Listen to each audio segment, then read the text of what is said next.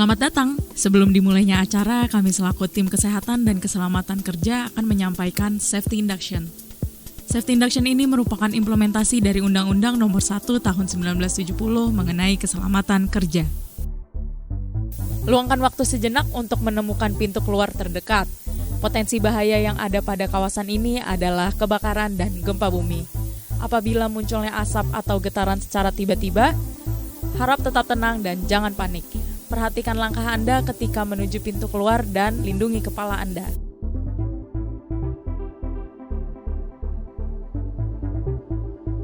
Alat pemadam api ringan tersedia di setiap ruangan. Pada keadaan darurat dihimbau untuk tidak menggunakan lift. Sebaiknya gunakan tangga evakuasi yang telah tersedia. Tetap tenang dan ikuti instruksi selanjutnya dari petugas.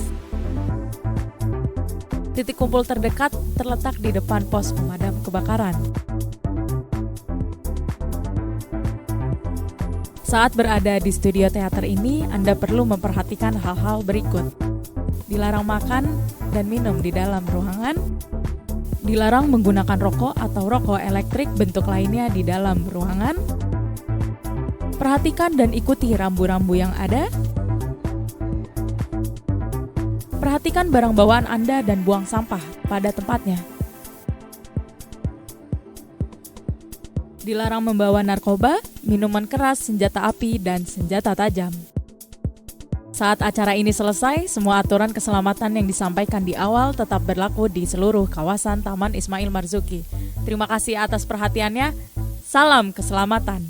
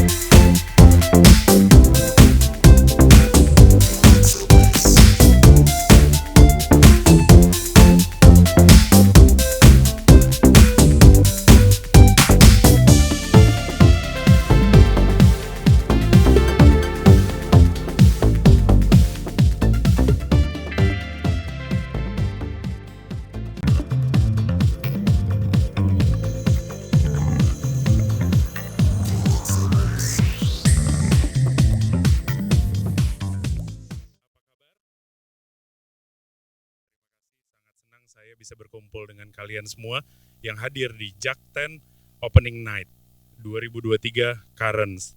Boleh aku sapa satu-satu ya, aku lihat kayaknya banyak yang aku kenal. Mungkin dari teman-teman Salatiga, halo semuanya. Terus aku melihat juga ada Bapak Ino Santo Negara, halo Pak, selamat malam. Good evening to you Marion Bloom, welcome back to Jakarta. Saya juga melihat banyak ada teman-teman dari community, Mas Galih dan teman-teman cosplay dan juga LARP, apa kabar? Senang sekali rasanya bisa berkumpul di acara puncak malam ini, yaitu Jakten Opening Night. Nah, sebelum saya mulai, hari ini aku akan sedikit banyak ngobrol-ngobrol, tentunya mengenai bukan lain dan bukan apa lagi selain Jakarta Content Week 2023 Karens. Nah, sebelum saya memulai acara yang akan saya pandu selama kurang lebih 3,5 jam, tidak bercanda ya, cuma 1 jam, mudah-mudahan bisa cepat. Dan sebelum nanti kita memasuki acara puncak, yaitu pembacaan puisi oleh bintang tamu kita, perkenalkan dulu, saya adalah Afi Purba, Festival Manager dari Jakarta Content Week 2023, 2022, dan sebelum-sebelumnya.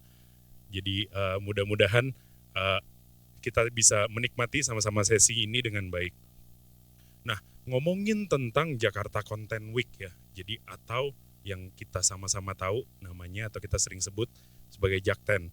Jakten itu tahun ini memasuki tahun keempatnya.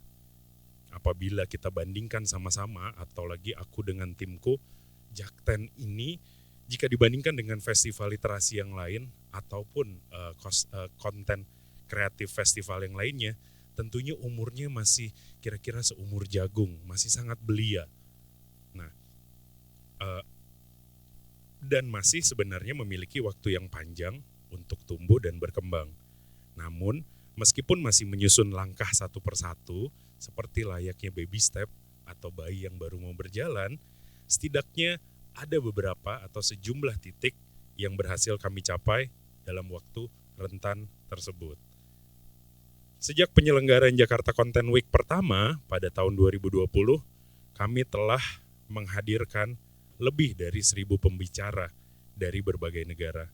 Orang-orang yang memiliki ide brilian, menginisiasi gerakan yang membawa perubahan, dan tentunya menghasilkan produk-produk berkualitas di dunia industri kreatif. Mereka hadir di dalam lebih dari 500 program sejauh ini untuk berbagi gagasan dan pengalaman kepada kurang lebih 24.600 partisipan yang hadir secara luring dan daring. Nah, oleh karena itu saya mewakili Jakten tentunya sangat berterima kasih kepada seluruh pihak yang telah terlibat di dalam Jakten, khususnya di setiap momen yang hadir selama ini. Mulai dari sponsor, partner, kolaborator, pengisi program, panitia, dan yang paling penting seluruh audiens yang telah ikut meramaikan setiap penyelenggaraan Jakten. Nah, ngomongin tentang pencapaian yang tadi kita udah sama-sama lihat, ternyata tuh dalam setiap merancang penyelenggaraan Jakarta Content Week, kami berpegang pada sebuah atau beberapa prinsip yang kami yakini merupakan elemen penting bagi kami untuk membangun ekosistem industri kreatif. Yang pertama, Jakarta Content Week sebagai ruang untuk mengkolaborasikan ide dan gagasan bagi seluruh pelaku industri kreatif di dunia. Apabila, kalau kita ngomongin industri kreatif, kalau nih industri kreatif memiliki spirit, maka yang menjadi spiritnya tersebut adalah ide dan gagasan. Ide dan gagasan kreatif adalah pembeda antara industri kreatif dengan berbagai sektor lainnya. Dan kami sangat percaya betul kalau ide dan gagasan tersebut bisa terus berkembang apabila terus diperbincangkan, diperdebatkan tentunya, dan diuji cobakan di hadapan publik. Untuk membincangkan lebih dalam mengenai pentingnya ide dan gagasan dalam ekosistem industri kreatif, saya mau mengundang teman saya, sahabat saya, mentor saya, bukan ke atas panggung ya, ke atas karpet, Mbak Laura Prinsloo sebagai perwakilan dari Yayasan 17.000 Pulau Imaji sebagai inisiator dari Jakarta Content Week. Silakan.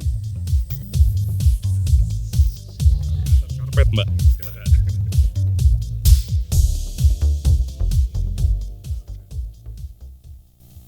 Nah, aku akan menyampaikan beberapa pertanyaan agar audiens mengerti. Yang pertama, apa sih sebenarnya yang mendandasi lahirnya Jakarta Content Week, Mbak? Khususnya terkait peranan sebagai ruang untuk mengkolaborasikan ide dan gagasan bagi para pelaku kreatif di dunia. Jadi sebenarnya selamat malam Bapak Ibu sekalian, good evening friends from the literature world. I'm so sorry I have to speak in Indonesian, but majority of people here are Indonesian, so I hope Pak Bob can translate. Afi, mungkin pada saat kita ngomongin soal Jakten, tidak ada kata pencapaian. Ini semua proses, dan Jakten sendiri juga lahir bukan dari sebuah ambisi, tapi dari sebuah yang tadi pagi kita bahas, bertemu dengan komunitas, pegiat, berbincang-bincang, ketemu ide, buat sesuatu yang kecil, lalu berkembang menjadi lebih besar gitu ya. Jadi mengalir fluid. Seperti halnya industri perbukuan yang selalu diterpa dengan guncangan macam-macam, tapi tetap bisa eksis dan akan selalu bisa eksis ya, karena orang haus akan cerita, orang haus akan informasi, orang haus akan dialog. Jadi awal mula adanya Jakten juga itu bukan sesuatu yang tadi saya bilang ambisi dan dibuat secara instan, tidak. Diawali dengan sebuah festival kecil, dulu kita sebut namanya, sampai sekarang pun masih kecil, tapi kami senang masih bisa tetap menjalankan festival ini. Ada tidak adanya dukungan, teman-teman komunitas tetap masih bersemangat. Diawali dengan dulu kita sebut Litbeat, Literaction Festival, sesuatu konsep yang agak unik karena kita pada saat ngomong literature, kita juga pengen ada action, sehingga kita buat namanya Literaction Festival yang pada saat itu kita ingin agar tidak hanya percakapan itu antar pelaku industri di Indonesia, tapi juga dengan negara-negara lain. Lalu seiring berjalannya Litbeat tadi selama 3 tahun, kita bekerja sama dengan pameran buku terbesar di dunia. Tidak bisa kita pungkiri bahwa untuk menjadi sebuah festival yang bisa mengundang atau berinteraksi dengan pihak internasional, kita butuh jejaring yang kuat. Dan pada saat itu kita bersama-sama dengan Frankfurt Book Fair, kita mencetuskan ide, bagaimana jika kita membuat sebuah festival yang bisa mengakomodir semua hal yang berhubungan dengan literasi, dengan perkembangan zaman, dengan aliwahana, mulai dari buku ke berbagai macam platform, dan sebuah festival yang inklusif milik bersama. Itu ide awalnya. Jadi kita sudah melalui dari yang dananya sponsor sangat besar sampai tidak ada, sampai ada lagi gitu ya. Karena kekuatan kita itu sebenarnya bukan di dana tapi di komunitas dan semangat teman-teman di industri ini yang tidak tergantikan oleh uang sebenarnya. Terima kasih Mbak Laura untuk pernyataannya. Mungkin aku ke pertanyaan terakhir untuk Mbak Laura. Jakarta Content Week 2023 ini mengangkat tema Currents. Apa itu Currents dan bagaimana Yayasan 17.000 Pulau Imaji mengembangkan ide dan gagasan untuk tema besar dari tahun ke tahun perjalanan Jakten? Wah, kalau mau ngomongin soal tema, kita kebetulan di tim kita ada seorang John McGlynn yang jago dengan kata-kata. Jadi beliau bisa merangkum sebuah semangat saat 2023 ini dengan satu kata yang saya rasa sangat baik ya, currents.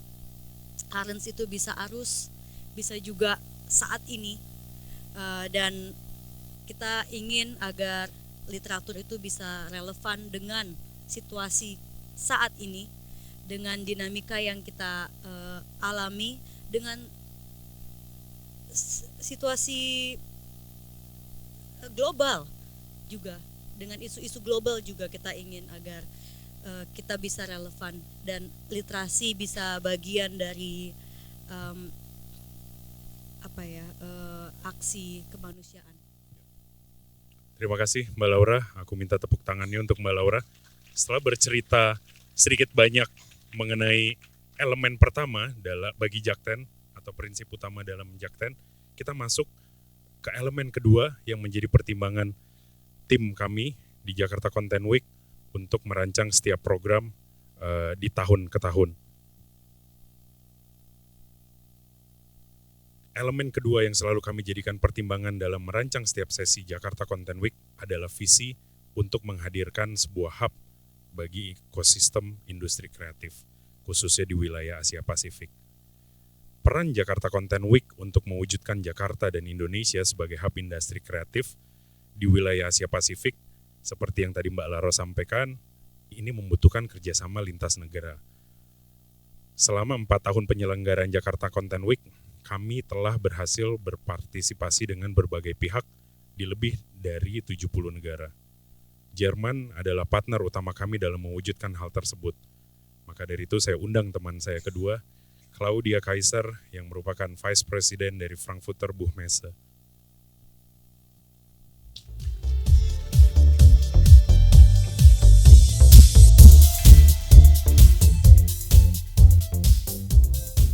Okay, now since I have Claudia on top of the carpet, I have to switch my language a little bit. So my first question to you, Claudia, why do you think, in your point of view, Jakarta and Indonesia has a big potential as a hub of creative industry in Asia Pacific? Maaf ya, saya gunakan bahasa Inggris menjawab. Maaf. Okay, but since I'm German, I'm allowed to, right? So I'm very happy to be here today and in this 4th edition of Jack Tent. And you probably all know that the Frankfurt Book Fair, the biggest in the world, is not only a book fair, but it's about the creative industries, it's about bringing people together, it's about creating new business opportunities. And we think that this is, there's still a lot of potential, a lot of things that can be discovered, a lot of partners that can be discovered, a lot of different creative industries that can come together and benefit from each other. And you also know that in 2015, Indonesia was the first guest of honor from Southeast Asia to be at Frankfurt Book Fair. And that also gave us the opportunity to look into this market, this huge market, which has not been discovered much. And you probably also know that a lot of rights, especially from the English-speaking world, are being bought by Indonesian, if we talk about publishers, and translated into Indonesian. But how many Indonesian authors do we know in Germany? How many do we know maybe in Belanda a bit more, but how many do we know in France, and so on and so forth? There's so much potential, and Jakarta, as the hub of Indonesia, the biggest country in Southeast Asia, is the obvious place to be. Hello, thanks Claudia for your briefly explanation. And then my second question, my last question to you on this session, of course, how do you reflect the collaboration between Frankfurter Buchmesse and Jakarta Content Week for the last 4 years? I think when we started, and I think Laura mentioned this, was in 2020, during the Corona crisis. So we had to, everything that we had planned had to be changed, and it was all online. But it was a great event. We collected so much content. We had great sessions. So that was the first time. Then the second year was also interesting because we had something online, something offline. Then last year we also had the IPA Congress, the Congress of the International Publishers Association here in Jakarta, which meant that a lot of people came. And so that was yet another step. And this year we're happy together again. So I think it's a great cooperation, and I look forward to many more. Thank you, Claudia. Please give one round of Terima applause kasih. for my best friend here, Claudia Kaiser. Thank you, Avi. Tadi, I have to switch my language again to bahasa Indonesia. So, kalau tadi kita udah ngomongin elemen kedua, bagaimana pentingnya untuk kita menjadi kreatif hub bagi Asia Pasifik. Sekarang kita masuk ke elemen ketiga yang tidak kalah penting, yang kami selalu upayakan dalam kehadiran Jakarta Content Week. Selama 4 tahun ini adalah pentingnya peran komunitas dalam memperkuat ekosistem industri kreatif yang lebih inklusif dan berdampak luas pada masyarakat. Oleh karena itu, kami selalu berusaha untuk terus melibatkan komunitas dalam setiap tahun penyelenggaraan Jakarta Content Week. Pada penyelenggaraan Jakten di tahun lalu dan tahun ini, para komunitas dari berbagai sektor kreatif ini bisa dengan leluasa menjadikan Jakarta Content Week sebagai platform untuk berpameran, menjalankan berbagai program, serta melakukan berbagai aktivitas masing-masing. Khusus untuk di Jakten 2023 yang bertemakan Currents ini, kami berusaha untuk memperlebar upaya dan memperkuat ekosistem kreatif di seluruh Indonesia dengan cara mendorong kota-kota di Indonesia untuk menjadikan industri kreatif sebagai basis pembangunan kotanya. Bagaimana akhirnya kota bisa berperan dalam membangun ekosistem industri kreatif tersebut? Saya ajak, ini kalau yang tadi dua sahabat saya sudah lama, saya ajak sahabat saya yang paling baru, Bapak Dance Ishak, yang merupakan Ketua DPRD dari Salatiga.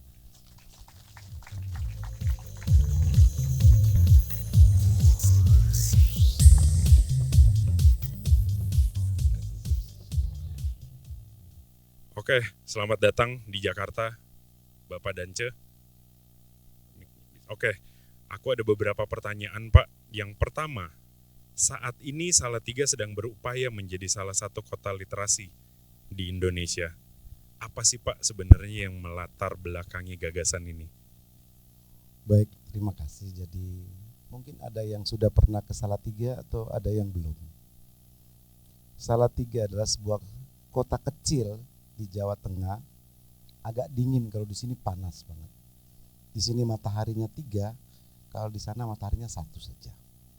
Kurang lebih di atas 600 dpl, dia agak dingin. Kota pegunungan, hanya 54 km persegi kotanya. Seperti telur ceplok, kuningnya Salatiga, putihnya Kabupaten Semarang. Hanya 200.000 penduduknya. 20% dari 200.000 itu adalah mahasiswa. Sehingga rekan-rekan sekalian bisa bayangkan kota seperti apa Salatiga itu. Salatiga itu dikenal sebagai kota paling toleran di Indonesia. Karena itu yang nama Dance sebagai ketua DPRD Salatiga itu satu-satunya di Salatiga nama Dance. Kalau Budi, Slamet, Agus banyak. Tapi kalau Dance cuma satu, tapi bisa jadi ketua DPRD kota Salatiga. Ada 39 suku yang tinggal di sana. Itulah Salatiga. Nah kami, pemerintah dan masyarakat itu pingin dalam atmosfer kota Salatiga yang seperti itu untuk menjadikan literasi sebagai bahagian dari prakondisi masyarakat untuk membangun kota. Nah, di sini ada Kepala Dinas Perpustakaan Sarwanti. Kita diskusikan kira-kira roadmap-nya seperti apa. Nah, sudah mulai coba dilakukan, ada sentralnya lewat perpustakaan daerah, connecting dengan perpustakaan kampus, sekolah-sekolah, termasuk TBM, Taman Bacaan di Masyarakat. Kita mulai dorong itu, bahkan sampai di lapas TBM-nya. Kita mulai mengembangkan untuk anak usia dini, program-program seperti itu. Jadi anak-anak 5 tahun ke bawah itu, balita, kita sudah mulai buat paket yang namanya Sinisa. Ya, Sinisa itu untuk anak-anak mulai dari 5 tahun sudah mulai mengenal buku. Karena diharapkan melalui buku ini akan terjadi reformasi dalam cara berpikir mulai anak-anak ke depan, dan ini akan membawa perubahan Salatiga ke depan. Nah, tapi kami tidak bisa berjalan sendiri. Kita butuh networking. Katanya no networking, no walking. Nah, kita tidak bisa bekerja kalau tidak ada networking. Karena itu kita masuk dalam gerbong Jakten ini yang diharapkan menjadi lokomotif kami untuk menjadi bahagian dari pengembangan literasi yang bukan hanya di Indonesia tapi juga secara khusus di kota-kota termasuk di kota Salatiga ini.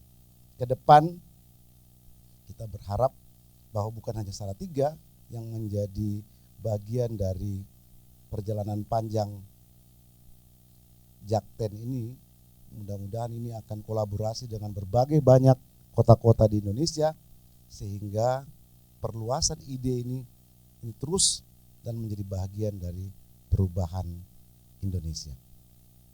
Datanglah Salatiga, kami tunggu. Terima kasih. Terima kasih. Satu round of applause juga untuk Pak Dance Ishak.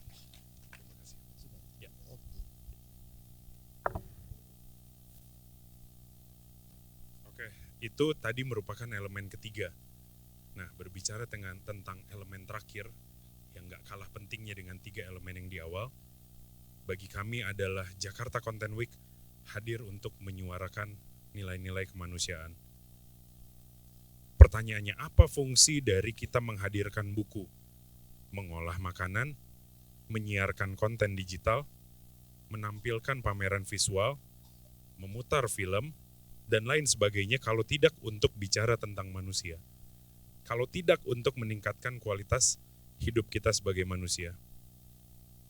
Industri kreatif menjadi berharga karena ia mampu mengakomodasi pikiran dan perasaan kita sebagai manusia. Mampu memperlihat relasi antara manusia dan relasi manusia dengan lingkungan sekitarnya. Oleh karena itu, selama 5 hari penyelenggaraan Jakarta Content Week 2023 Karens ini, kami akan menghadirkan banyak program yang mengangkat langsung topik-topik soal kemanusiaan, antara lain soal inklusivitas dan kesetaraan, mental health, literasi di berbagai bidang, keberlanjutan lingkungan hidup, dan lain sebagainya. Bagaimana masing-masing sektor dalam industri kreatif kita berbicara mengenai isu-isu kemanusiaan tersebut di tengah kegamangan kita mengalami berbagai macam bentuk perubahan yang terjadi di dunia. Dan pada penyelenggaraan Jakarta Content Week 2023 Karens ini, kami secara khusus memberikan ruang untuk hadirnya narasi-narasi mengenai perjuangan Palestina dalam memperoleh keadilan dan juga kemerdekaannya. Karena sebagaimana yang kita lihat dan dengar saat ini, ada nilai-nilai kemanusiaan yang sedang digerus dan diabaikan pada perang yang sedang terjadi. Pikiran dan hati kami semua yang ada di Jakarta Content Week ada bersama seluruh masyarakat Palestina yang sedang terdampak. Rangkaian program yang kami beri nama Voices from Palestine akan kita mulai sejak malam pembukaan Jakarta Content Week pada saat ini. Dan pada kesempatan kali ini, malam ini, kita akan mendengar pembacaan puisi dari penulis dan penyair Palestina, Maya Abu Al-Hayat.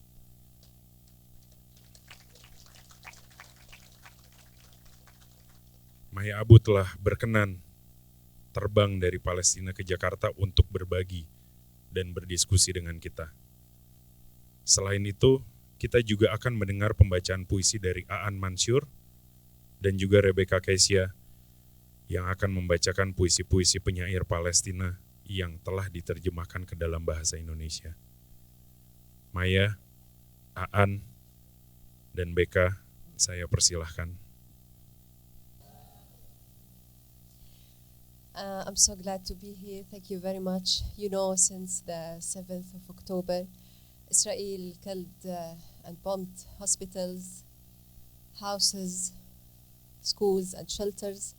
Killed 10,000 people have been killed. 4,000 of them are kids. May God have mercy on their souls and free our Palestine.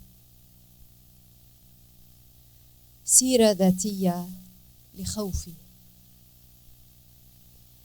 جميع أحداث هذه القصيدة حقيقية.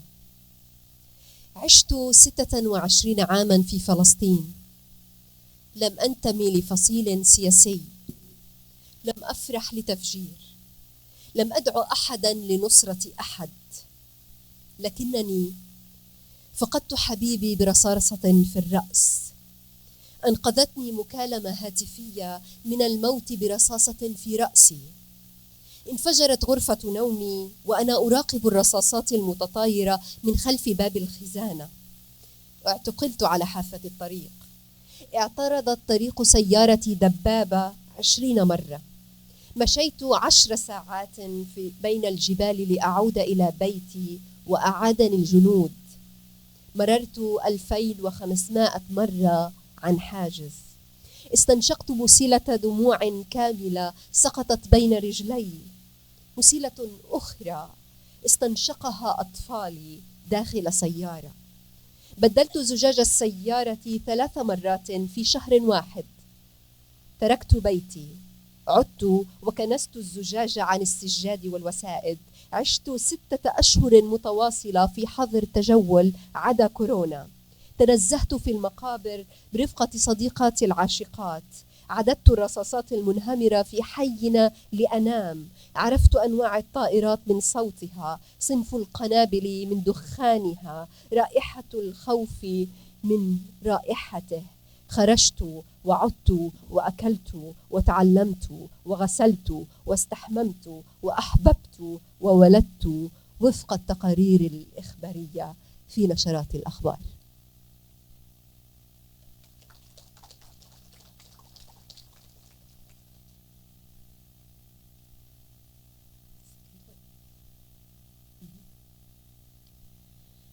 منذ أخبروني أن حبيبي لن يعود من الحرب جربت كل الأشياء. الله مثلا، اتكأت على صدره وصليت.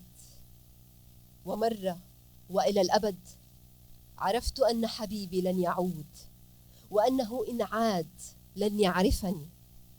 جربت السياسة، الأغاني الوطنية حفظتها، المحاربون بجلتهم، كانوا موسميين ومزاجيين، بدلوا وجوههم تحت عباءتي كما خطاباتهم.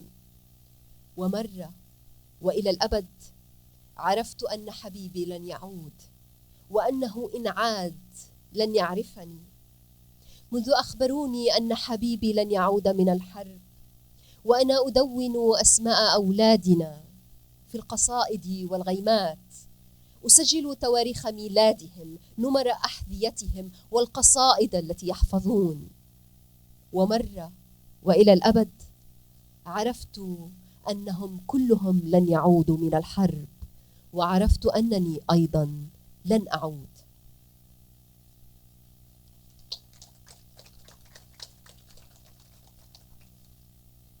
The last one, we.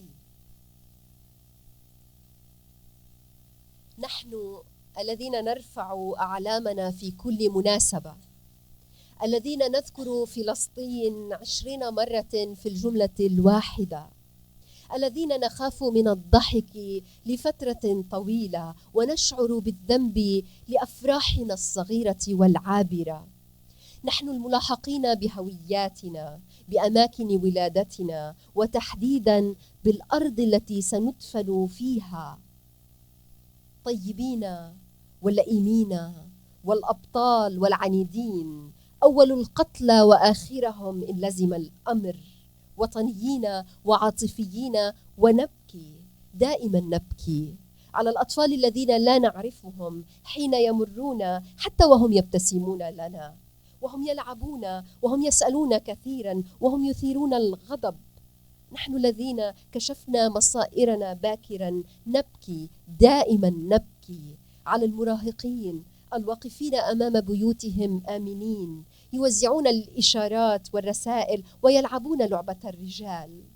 نبكي على الأمهات، كل الأمهات الفرحات بأول الحمل والمرسلات الرسائل في البرامج الإذاعية. من الأمهات اللواتي أرسلن الملابس الشتوية للمعتقلين أكبر بنمرة تحسبا. من الأمهات نحن الذين نشتر حزننا وشعاراتنا كما تشترنا الحكايات سنة بعد سنة. نبكي إلى أن نتوقف تماما. لا نمزح، نحن لا نمزح، لقد كشفنا مصائرنا باكرا ونعرف من نحن. Thank you. شكرا.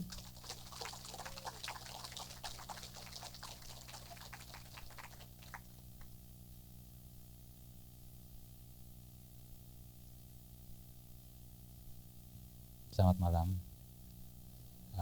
Terima kasih buat Jakten yang memberi saya kesempatan untuk berdiri memberi dukungan untuk pembebasan rakyat Palestina dengan membacakan 2 sajak dari 2 penyair Palestina yang sudah diterjemahkan ke dalam bahasa Indonesia.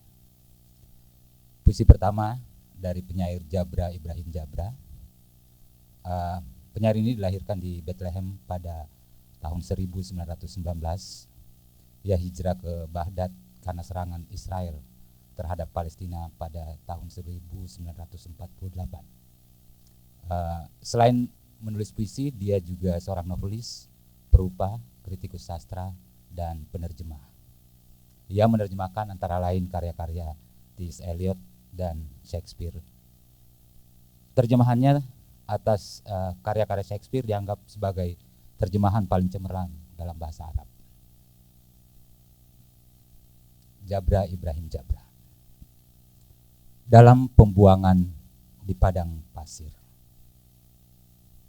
Musim bunga telah menggulung, musim bunga lagi. Dalam pembuangan di suatu tumpak padang pasir, lalu beringsut ke tumpak padang pasir lain. Apa kabar kecintaan kami? Sementara kelopak mata ditetesi embun beku dan debu. Palestina itu teratak hijau. Bunganya seperti sulaman gaun perempuan. Perbukitannya memeluk bulan Maret dengan hamparan bunga semak dan baku.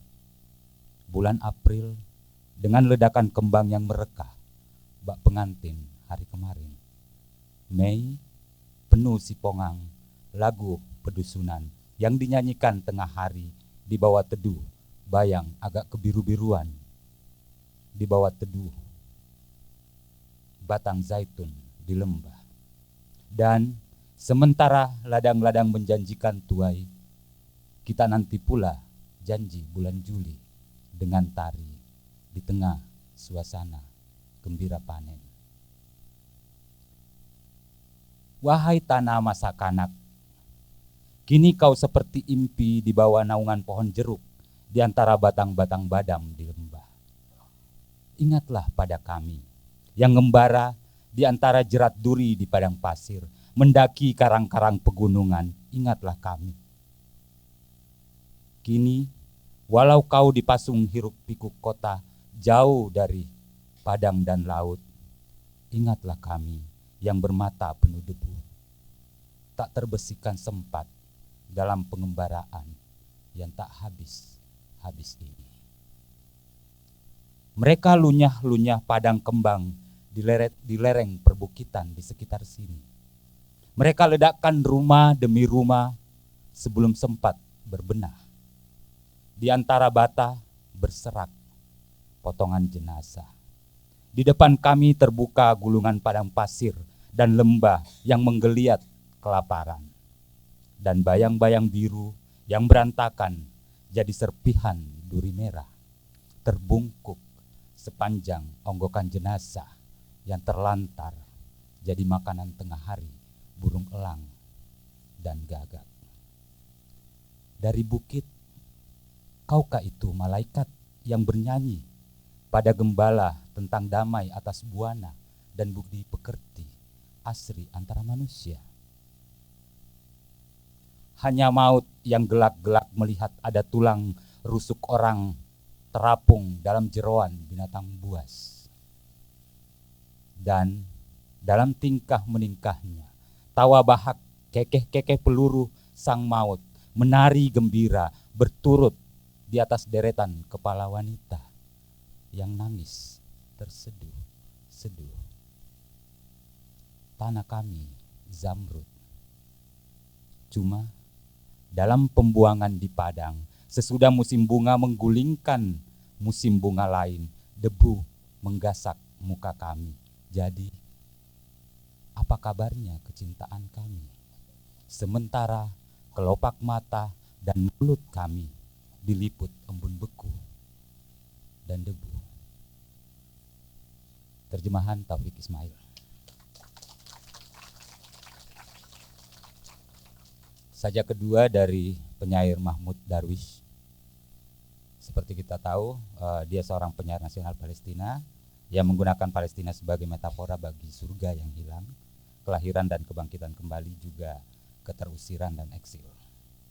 Pada mulanya Mahmud Darwish menggunakan gaya persajakan Arab klasik sebelum memilih bentuk sajak bebas.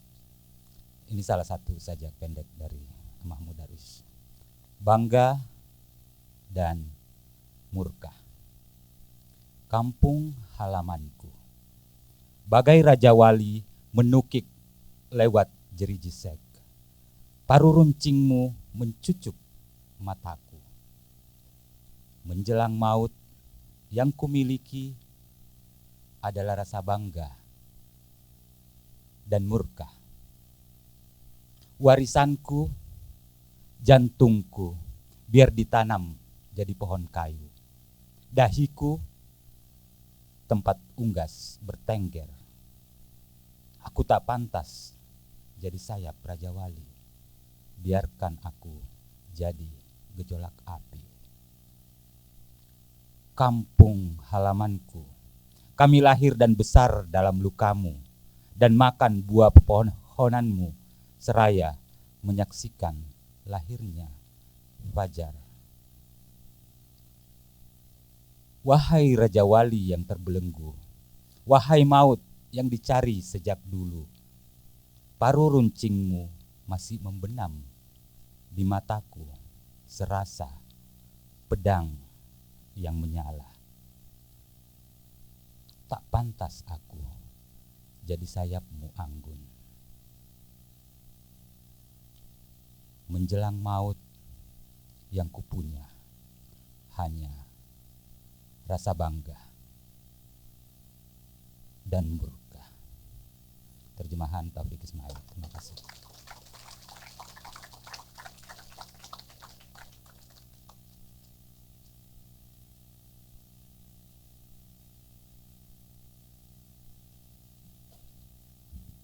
Selamat malam semuanya. Terima kasih Jakten atas kesempatannya. Jantung saya berdegup selain karena pembukaan Jakten, tapi juga atas seruan yang akan kita sama-sama lakukan malam ini melalui karya sastra. Saya akan membacakan 2 syair puisi dari sastrawan Palestina. Yang pertama, Fatwa Tukan, salah satu penyair perempuan yang terkenal di khasanah perpuisian Arab modern. Karyanya memperlihatkan semangat pemberontakan, juga pesimisme yang dipengaruhi oleh tragedi Palestina. Salah satu buku puisinya yang penting adalah dalam judul yang diterjemahkan ke bahasa Indonesia, Beri Kami Cinta. Puisi berikut yang saya bacakan berjudul Aku Mereka Sekap.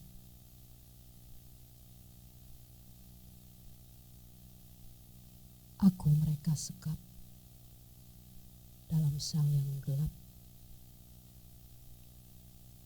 Jeroanku menggelegak dengan panas 1000 obor. Nomorku mereka tulis di dinding. Dinding itu berubah jadi lapangan bola. Muka algojokku mereka gambar di dinding. Muka itu meleleh, menetes habis. Peta bumimu ku gambar dengan gigi di dindingmu. Dan ku tulis lagu Malam yang Biru. Dan ku sepak kekalahanku cerai-berai. Dan tanganku menyinarkan cahaya. Mereka mana menang, mana. Mereka memasang gempa. Terjemahan Taufik Ismail. Penyair yang kedua adalah seorang penyair Palestina yang terpenting, bernama Harun Hashim Rashid. Ia dilahirkan di Gaza, Palestina 1927 dan meninggal pada 2002. Ia penyair yang punya komitmen kuat pada kemerdekaan Palestina. Bahasa puisinya yang sederhana dan langsung selalu menyuarakan nasib orang Palestina yang terusir dari negerinya. Puisi-puisinya juga dinyanyikan oleh sejumlah seniman Palestina. Buku puisinya tidak kurang dari 20 kumpulan. Ia juga menulis lakon dan novel, serta studi tentang puisi dan politik. Puisinya yang akan saya bacakan berjudul Orang Palestina. orang Palestina. Namaku orang Palestina. Jelas aksaranya. Di seluruh medan pertempuran, kuguratkan namaku. Tidak ada alias lainnya. Aksara namaku mencengkramku. Dialah nyala. Dialah denyut di darahku. Orang Palestina. Begitulah namaku. Nama yang gaduh. Nama yang duka. Mata mereka mengincar, membunuh dan mengejar karena aku orang Palestina. Dan sesuka hati mereka memaksaku mengembara daku seumur hidupku tanpa ciri dan tanda. Dan sesuka hati mereka, mereka beri daku nama dan julukan. Penjara dengan gerbang menganga menyedotku. Di seluruh airport di dunia dicatat nama dan julukanku. Angin nista membawaku, mencencang aku. Orang Palestina. Nama itu memburuku, menetap di diriku.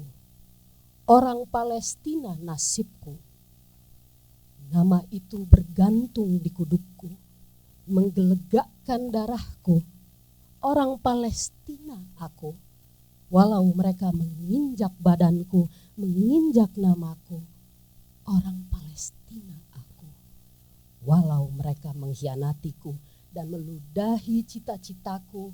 Orang Palestina aku, walau mereka menjualku di pasar dunia dengan harga beribu juta.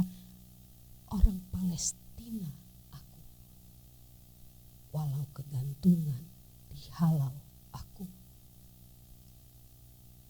Orang Palestina aku, walau ke dinding diikat aku. Orang Palestina aku, orang Palestina, walau ke unggun dilempar aku. Aku, apa aku? Tanpa namaku, orang Palestina, tanpa kampung halaman, tempat berlindung, aku, apa aku? Jawab aku. Jawab. Terjemahan Taufik Ismail, 1985. Selamat malam, terima kasih.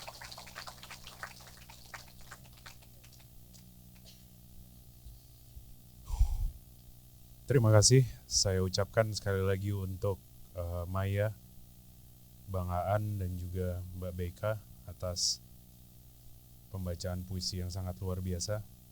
Saya minta tepuk tangannya sekali lagi.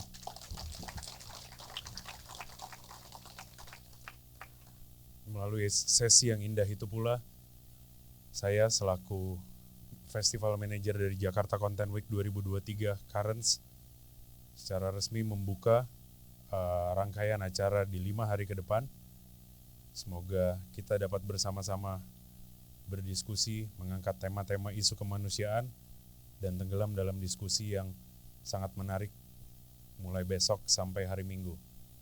Terima kasih saya ucapkan kepada Pusat Pengembangan dan Perlindungan Bahasa dan Sastra, Badan Pengembangan dan Pembinaan Bahasa Kemendikbudristek Republik Indonesia, Pemerintah Kota Salatiga, Erasmus Heights, Kedutaan Besar Belanda untuk Indonesia, Kedutaan Besar Jerman untuk Indonesia, The Body Shop Indonesia, Foreign Office Federal Republic of Germany, Lontar Foundation, Peer Press, Forum Lenteng, Mizan Group, Gramedia Bobo, Jakarta City of Literature, Koma Press, Aksara, Goethe Institute, Tacita, Book Hive, Semut Merah Kaizen, Rakata, Pibo, Literasia, Arkanum Hobbies, Klub Buku Narasi, IKAPI, Clear, Perfect Water, dan Ron 88. Terima kasih, selamat malam.